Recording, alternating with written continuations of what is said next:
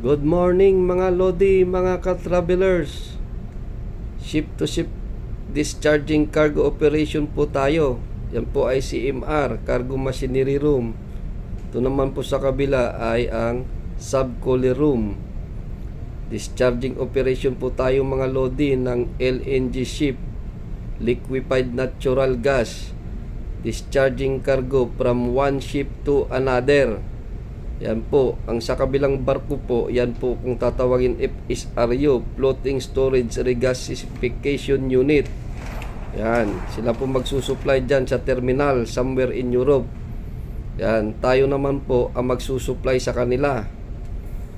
Yan, dito tayo sa bridge magkuha ng video para mabahagi sa inyo ang ating konting idea. Hindi natin pwede i-compromise ang ating safety, mga kaibigan, mga ka-travelers. Yan po, yan. Yan pong area naman ay manifold area. Diyan po nagkukunik yung mga hose namin para makapag-diskarga sa ating LNG ship. Thanks for watching, guys.